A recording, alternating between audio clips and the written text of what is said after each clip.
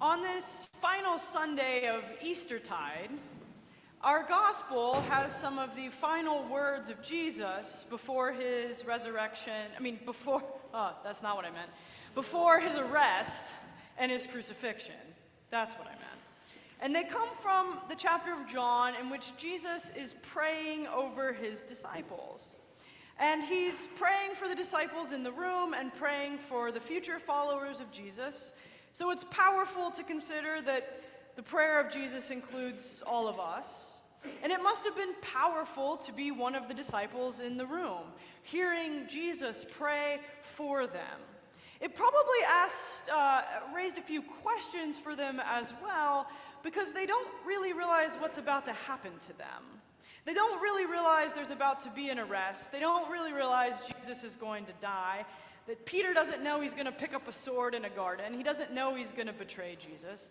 Things are about to get difficult. And Jesus prays for them because it will be difficult. I appreciate this prayer of Jesus because it acknowledges the difficulty of living the Jesus way. I mean, Jesus acknowledges and prays that it's going to be hard because believing that Jesus rises from the grave is a difficult thing to believe. It upends everything that is supposed to be about how the world works. His disciples will be asked to believe that and spread the good news. It's going to be hard because the world is a difficult place. Because the crucifixion is going to happen. Because there is suffering and there is pain, and they will wonder what Jesus has really accomplished if they're still experiencing suffering and pain, if the people around them are still experiencing grief and loss. And it's going to be hard because they're sent into the world with this message.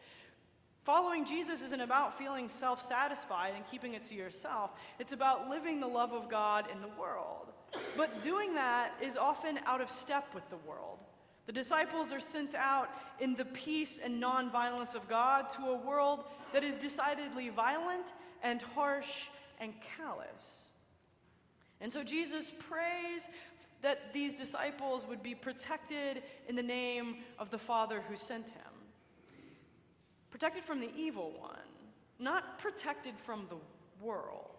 They're sent into the world, they're not sent as protection from the world, though they might want it, though we sometimes might want it. But that's not what Jesus prays. He prays for something absolutely different that will sustain them through all of the difficulties that they are going to face as they go out. Something that will sustain them and something that will ultimately lead to the center of this passage, which is joy. You might have missed it, but in the middle was joy.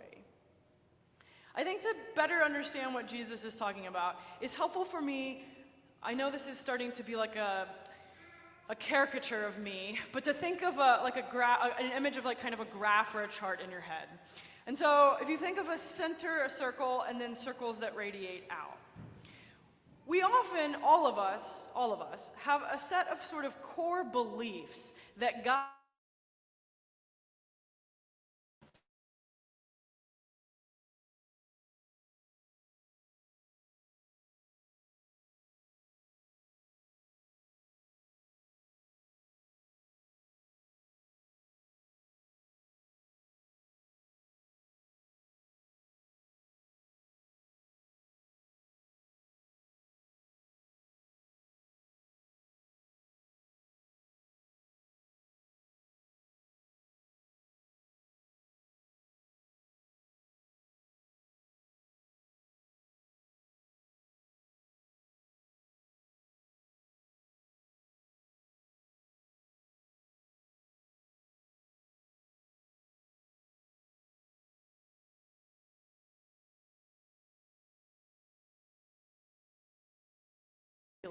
in the life of the Trinity.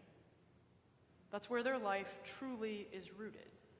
And again in this chapter, Jesus begs of God, yearns that the disciples would begin to make that the most foundational core of their belief structure. That they are one in God. And if that becomes the core of their belief structure, every other ripple out from that circle is impacted. What they begin to expect of the world and of God and of themselves changes dramatically. Because then, it might still be difficult to believe in a resurrection, but it's not about a set of creeds and understanding them perfectly.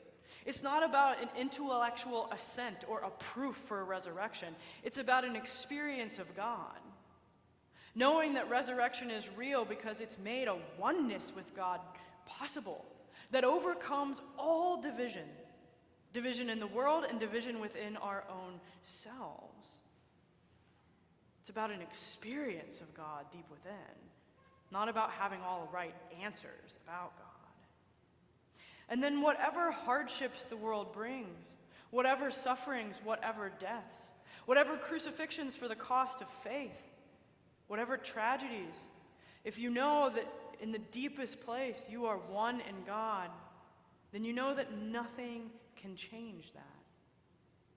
Nothing can change that. Because of the decision of God, you are good and you are loved and you belong to God forever. The core of who you are. And then being sent into the world to live the love of God means that whatever the whims of the world are, they don't determine our self-worth. They don't determine our value. We are beloved children of God, and nothing the world says or does, no violence, no callousness, no harshness, can change that. See? Knowing you're one in God changes how you understand yourself. And it changes how you understand the world and how you see other people. Because we're all one in Christ. Just not everybody realizes that or knows that. And that's the good news. But knowing ourselves rooted in God, knowing that nothing can change that, knowing that we are loved, that's what brings about the joy Jesus talks about. He says that their joy may be complete. Now, I think we all have to agree at the outset here that joy and happiness are not the same thing. We miss what Jesus is saying. Happiness is an emotion. It's a great emotion. But like all emotions, happiness is fleeting. It's based on circumstances. It's based on events. I'm happy when the sun actually chooses to shine. And, I'm riding my bike to work and the dogwoods are blooming. I'm happy, right? I'm happy when I see, a scarlet tanager on the peninsula. Those are fleeting moments. They're different than joy. Joy is not, in the Christian tradition, an emotion. Jesus is not wishing his disciples to be happy all the time. If we think that's true, that leads to a lot of unfortunate things. It leads to believing that Jesus just expects us to be happy, that the gospel is about our own happiness. It's about being wealthy or healthy. Or it leads to sort of people feeling guilty if they're not happy. Life is not always happy. Hard and terrible things happen. We weep at funerals. We don't paper over the destruction caused by injustice, by prejudice, by war. And we pull alongside people who are struggling. We don't try to pretend like everything is happy all the time. That's entirely inauthentic. And it is not what Jesus is saying. He doesn't promise a protection from the world that makes everyone happy.